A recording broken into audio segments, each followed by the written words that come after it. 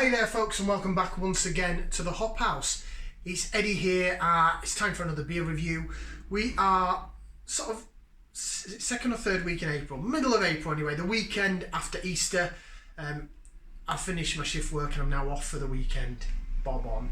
Do us a favour if you just found us here on YouTube, like, share and subscribe to this channel. It's the Hop House, hoppy beer, good house music, that's how we roll. We're on the beer side. Tomorrow night, Saturday the 10th of April, we're doing a live stream on Twitch, but separate video for that, 90s house and dance classics.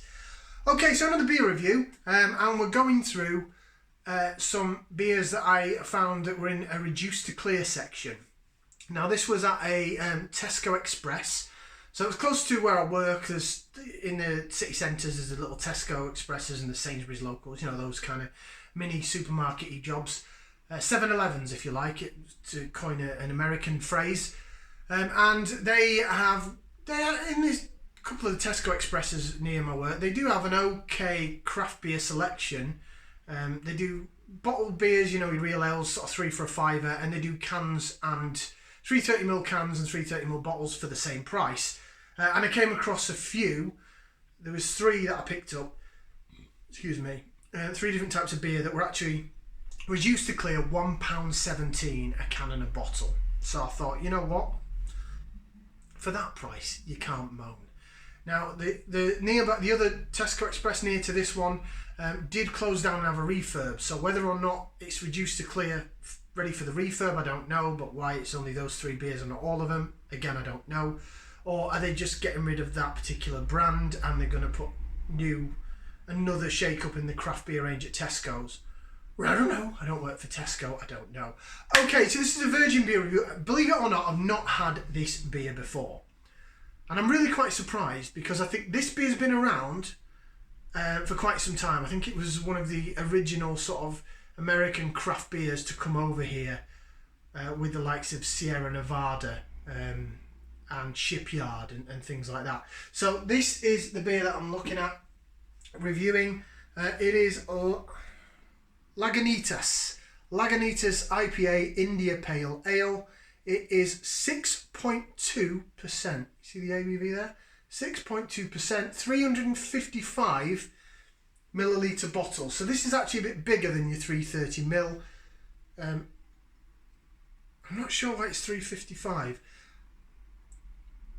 I think this is actually brewed in America, so whether or not, I know in America they don't use milliliters, they use fluid ounces.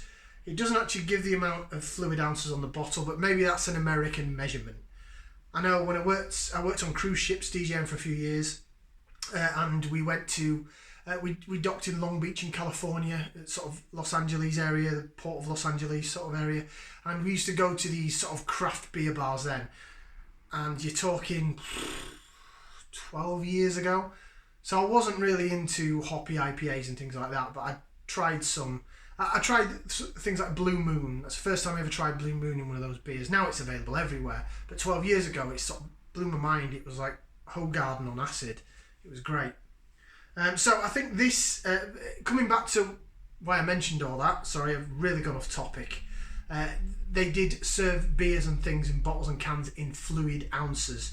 So although it's not actually on the bottle what the fluid ounce is, I'm guessing that's the reason why it's 355ml and not the 330ml that we're used to over here. Right, well, if I haven't bored you to death already, I'm now going to get this beer out into the glass and go for the appearance. I will be tuning in a little later on as well to good old Raggy. Raggy's Beer, Wines and Spirits reviews.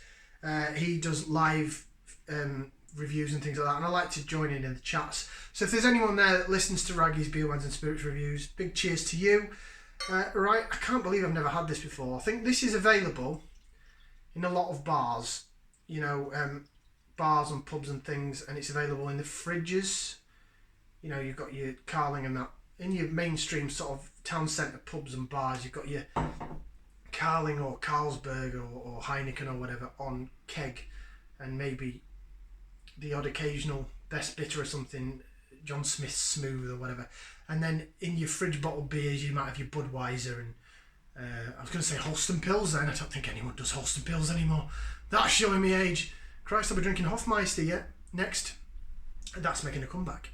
Yeah, so I think this Lagunitas IPA, coming back to what I was saying, going off on a tangent again, I think that was then one of those staple sort of town centre fridge beer bars. So it does surprise me that I've never tried this before. Right, appearance,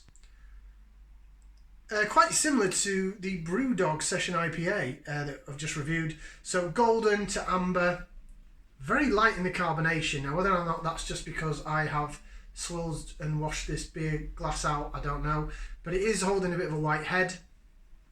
I have to say, since opening the bottle, I can actually get the aroma from this far away, so I think this is going to be rather smelly. So we'll give it a whiff and see what we can sniff. Ooh, yeah, that's very hoppy bitter, but with a malt backbone. See, this is a difference between the last beer. Okay, granted, the last beer was 3.8%. This is 6.2%. So this has got some gravity behind it. But this is where your hops and your malt combine. So it's not a salty, malty, toast smelling, savoury smell. It's more balanced and sort of bittersweet. So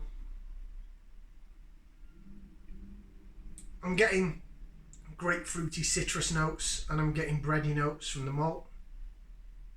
It smells really nice. Right, well, let's go ahead and give it a whirl. I'm not necessarily picking up any essence of mango or passion fruit or any of that, but then again, it's not really a juicy beer, is it? Not a juicy fruit bomb.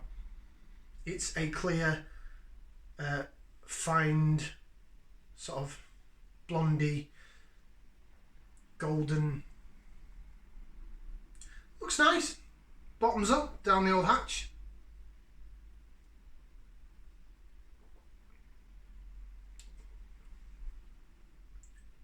Ooh, that's really lovely. Ooh, why have I never had this before? Ooh, that's nice. Whoa, now I've swirled it around. My God, that's just pungent grapefruit now. My God, that's woken the smell up a bit.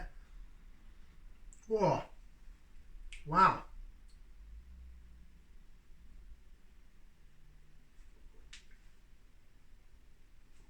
Whoa.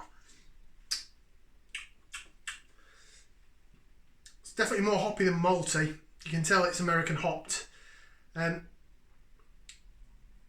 Whoa. But the aftertaste, that's the difference. There's a bitterness on the aftertaste, but it's sort of balanced. So it stays there, but it's not, like I said, that last Brewdog beer I had tasted like the aftertaste of a toothpaste or a mouthwash. It was really quite unpleasant in the aftertaste. This is more your sort of American hops, dry, bitter back end. Dries your mouth out a bit, but makes you want to do that, makes you want more. I've got to be careful how quick I'm drinking this because it's 6.2%. That's probably quite standard in America. With the IPAs over there, whoa, packs a punch, does that. In terms of the hoppy bitterness. Strength-wise, drinking-wise, it's not really, it's quite medium sort of bodied. Funnily enough, and I didn't mention it in the previous beer review, that Session IPA from Brewdog, although it's 3.8%, the body on it was pretty decent. It wasn't really thin and watery, it was okay. This has a thicker body to it, which you'd expect for the ABV and probably more malt in it. Swirl it around in the glass, look at that. Good, doesn't it? It's alright. Oh, really grapefruit and pithy bitterness now on the smell. The sort of maltiness in the aroma has disappeared.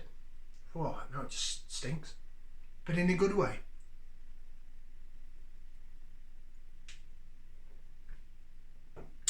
£1.17 a bottle this was, right, reduced. So I picked up a couple of bottles of it. I'm glad I did. Lagunitas. Sounds sort of almost Spanishy, like Mexican. I mean, from California, and they border Tijuana's just below it, which is the not nice part of Mexico, to be honest. But Lagunitas, maybe that's how you pronounce it. If it isn't, and I've offended someone, I apologise. Right, let's have a read of what it says on the bottle. The writing is rather small. Hoppy ale. Certainly is, I agree with that. Savour the moment. as the raging hop character engages the imperial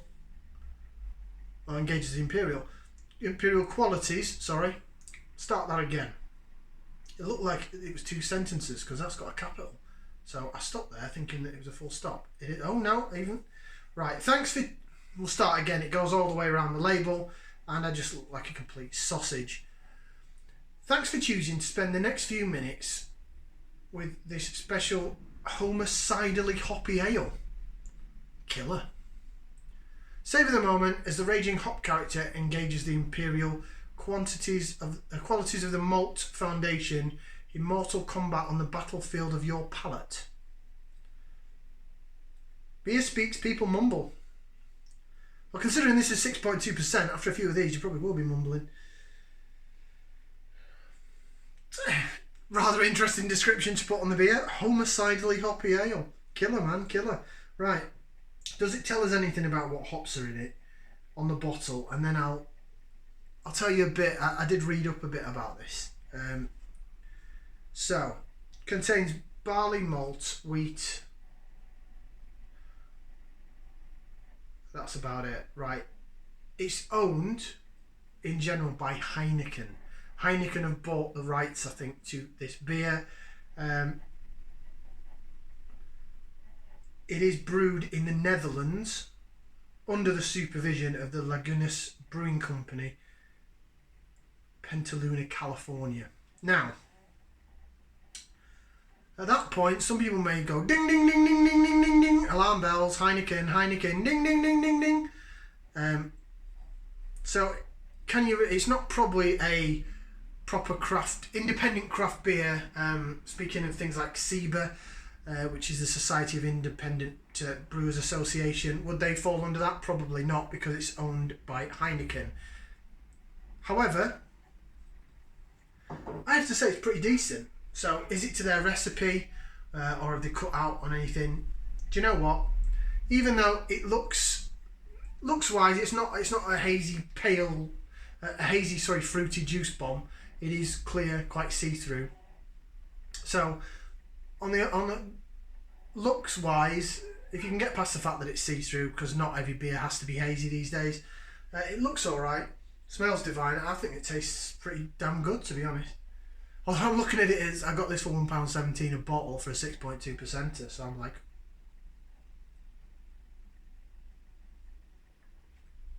that again was.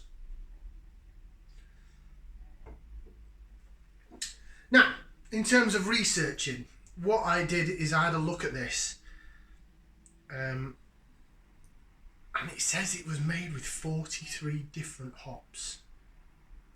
43 different hops and about 10 different malts or something. Apologies, I can't remember the exact number of malts, and I should have done for this video, so that makes me look like a bit of an amateur twerp. But 43 different hop varieties to go into this one little bottle. That's something I sort of find a bit hard to believe, but hey, I'm not a brewer, I don't work in the industry, I don't know. Certainly got some hop kick and character to it, especially on the aftertaste, which dries your mouth out, very sea hoppy, citra hoppy. Now I can smell the malt again. That's weird. I've gone back and forth with this beer in terms of the aroma. It's going around it's like very cyclical. It's going around in circles. That's really nice. I like that. I'll give it a thumbs up. I won't give it 2. I'm sort of wanting to give it 2 because I paid what I paid for it. But I suppose if that's normal price, 4 for £6, it's still only £1.50 a bottle for a 6.2% beer. It's decent. Yeah, I'll give it a thumbs up. I'm not going to give it 2. I don't like it that much. I still can't believe I've not had it before. Lagunitas IPA, India Pale Ale. Petaluma, California, but brewed in the Netherlands by Heineken. So be aware. Apparently, so I've heard, for those that have the perfect draft machines, or those beer machines that you can get at home, if you get a keg or whatever from Beerwolf, that is still brewed in California. So I've heard. Again, I'm not an expert, so don't blame me if I'm wrong. Thank you very much for joining us. Like, share, subscribe. And we'll see you on the next beer review. Ciao for now, people.